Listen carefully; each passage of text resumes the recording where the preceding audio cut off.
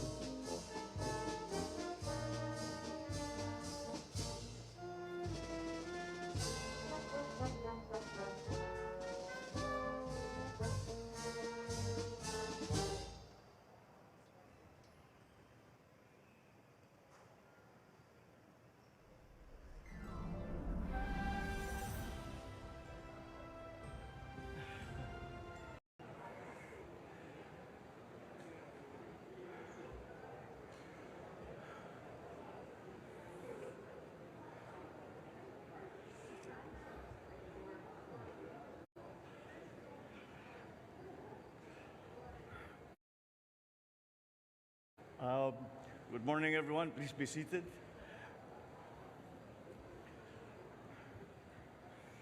It is good to be home, to see everyone all bright-eyed and bushy-tailed on this early Sunday morning. Nagising kayo ng maaga. Sorry na lang, but ganun yung flight schedule namin. Mabatiin ko lang ang ating mga kasama, yung ating mga cabinet member na sumama sa Philippine delegation na nandito. Siyempre, ang ating mga ibang cabinet member na nagbantay habang kami nagbabiyahe. Vice President Sara Duterte. Nandyan PC. Pasay City Lone District Representative Antonio Calixto. The AFP Chief of Staff, Lieutenant Bacaro, and Major Service Commanders.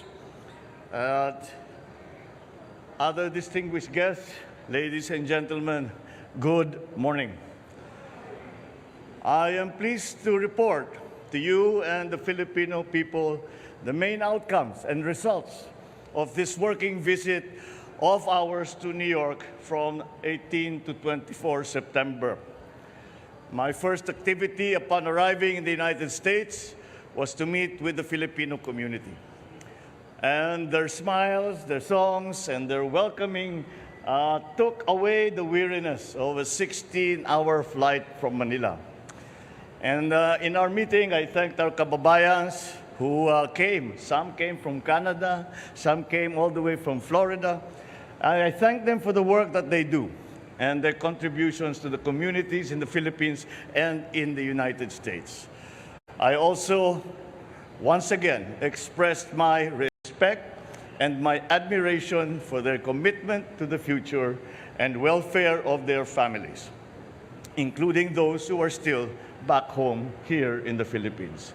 I also took the opportunity to share with them some of our priorities and plans under this administration and their important role in the work ahead. I also emphasize that by working together, we can build a better future for our country and our people. The main event of this visit to the United States, to New York specifically, was to deliver our national statement at the 77th session of the General Assembly on 20 September in the United Nations. In my speech, I articulated the role we see for the Philippines working with the United States, the United Nations, in building a brighter future for our people and a safer and more just world for us all. I addressed global issues that require a united global action, such as climate change, rising food prices, rapid technological change, the peaceful resolution of international disputes, the need to protect the vulnerable sectors of our society, such as migrants, and ending all forms of prejudice. I also shared our experience in the BARM peace process, boosting agricultural productivity and promoting human rights through the UN Joint Program on Human Rights. And I reiterated the Philippines' belief and the primacy of the rule of law, as embodied by the UN Convention on the Law of the Sea, or UNCLOS. I also met with UN Secretary General Antonio Guterres, and we reaffirmed the necessary partnership between the Philippines and the United Nations. The Philippines is a founding member of the United Nations, and I intend to strengthen this tradition of Philippine engagement with the UN. I expressed interest in enhancing our role in UN peacekeeping operations, especially in the areas such as the Middle East, where we have a large concentration of OFWs. I also extended an invitation to the Secretary General to visit the Philippines in the near future. During the conference in the United Nations, I also held formal and informal bilateral meetings with leaders of our key partners, such as the US, such as Japan, and I shared with them the priorities of the Philippines to work with them in addressing food and energy security and climate change, amongst other many issues. Our discussions were very productive, and the members of the Cabinet will now work to operationalize the many areas of cooperations that we identified. I met also with a number of business leaders from different US companies during the week, and all of them committed to be a part of our development and economic growth. Together, we will be working on addressing some of our key economic challenges, particularly, once again, climate change, food security, energy security, to name but a few. There will be, I believe, good news to share in the next few months, particularly in terms of their plans to expand and further broaden their investment footprint in our country. Our discussion with the U.S. business community affirms the optimism with which international investors view the Philippines today. I also delivered a keynote address at the New York Stock Exchange and at the Philippine economic briefings, which drew institutional investors, senior corporate executives, fund managers, and entrepreneurs. At these meetings, I shared with them our vision for the future and how important it was to address the key challenges that continue to constrain the development of our economy. I also informed them about how we intend to deal with some of the fundamental problems in our food, energy, and broader economic security. I also emphasized the importance of peace and stability in the region and the important role of great powers like the United States, so that developing countries like the Philippines can have the space to achieve growth potentials. It was thus an honor to ring the closing bell on the trading floor of the New York Stock Exchange at exactly 4 p.m.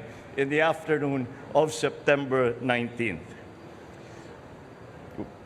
Our delegation also hosted 4 CEO roundtable discussions that dealt with key economic sectors such as IT BPM, digital infrastructure, global brands, particularly in garments and apparel, and, of course, industry and infrastructure.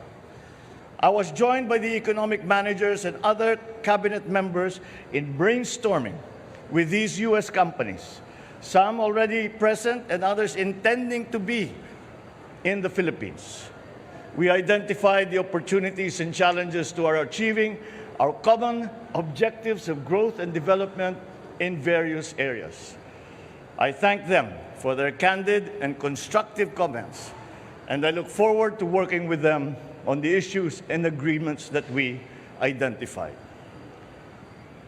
My final stop before returning home last night was with the Asia Society, where I had a roundtable discussion with a select group of leaders of the U.S. business community on the state of the global and regional economy today.